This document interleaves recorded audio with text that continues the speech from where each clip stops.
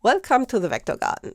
Here's a quick tip on how you can memorize keyboard shortcuts, which is helpful when you're doing a lot of repetitive work and you are using certain commands a lot. I don't think it's helpful to print out lists and memorize them, and I don't think it's helpful to put stickers on your keyboard, because that's not where you're focused when working in Illustrator. So how can you do it? Let's suppose you want to bring this to the front. And what you can then do is look the shortcut up. So you go into the menu, Object, Arrange, Bring to Front, and you could do it now right away, but don't. Just remember that shortcut. So this is Shift, Command and the letter umlaut A. It's a German thing. Then we do not select it, but just let go.